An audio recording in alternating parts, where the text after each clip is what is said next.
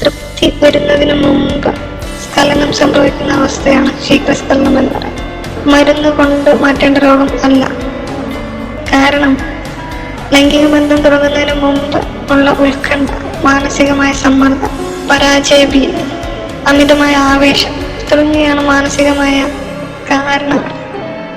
നമുക്ക് തന്നെ ചെയ്യാവുന്ന വളരെ ചെറിയൊരു ശ്രമം കൊണ്ട് തന്നെ ശരിയാക്കിയെടുക്കാവുന്നതേ ഉള്ളൂ ഈ ശീഘ്രസ്ഖലനം എന്ന പ്രശ്നം. സ്റ്റോപ്പ് ആൻഡ് സ്റ്റാർട്ട് മെത്തേഡ്, അതായത് ലിംഗം പ്രവേശിപ്പിച്ചതിന് ശേഷം അടുത്ത 2-3 ചലനത്തിനകം സ്ഖലനം സംഭവിക്കും എന്ന തിരിച്ചറിവുണ്ടാകുമ്പോൾ ചലനം നിർത്തി മറ്റെന്തെങ്കിലും കാര്യത്തെക്കുറിച്ച് ചിന്തിക്കുക. ഇത് തീർച്ചയായിട്ടും എല്ലാവർക്കും സാധിക്കുന്ന വളരെ ചെറിയൊരു ടെക്നിക്കാണ്. 2-3 ദിവസത്തെ പ്രയത്നം കൊണ്ട് തന്നെ നിങ്ങളുടെ ശീഘ്രസ്ഖലനം എന്നുള്ള പ്രശ്നം നിങ്ങൾക്ക് തന്നെ മാറ്റിയെടുക്കാം. മറ്റൊന്ന് സ്ക്യൂസ് ടെക്നിക്ക് എന്നുള്ളതാണ്. അതും എന്താണെന്ന് പറയാം. സ്ഖലനം നടന്നേ തീരൂ എന്നുള്ള നിർണായക ഘട്ടത്തിന് മുമ്പായിട്ട് ലിംഗം പുറത്തെടുത്ത് ചൂണ്ടുവിരലും പെരുവിരലും ഉപയോഗിച്ച് ഒന്ന് ചെറുതായി നീക്കിപ്പിടിക്കുക. അതായത് സ്ഖലിക്കാനുള്ള, ശീഘ്രസ്ഖലനം നടക്കാനുള്ള അവസ്ഥയെ തടഞ്ഞു നിർത്തുക എന്നുള്ളത്.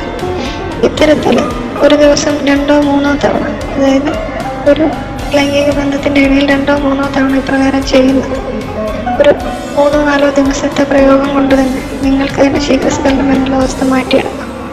തീർച്ചയായിട്ടും ഇത് ഗുളികകൾ കൊണ്ട് മാറുന്ന ഒരു അസുഖം. മാനസികമായിട്ട് നമുക്ക് തന്നെ മാറ്റിയെടുക്കാവുന്ന, വളരെ ചെറിയ വ്യായാമം കൊണ്ട് തന്നെ മാറ്റിയെടുക്കാവുന്നതല്ല.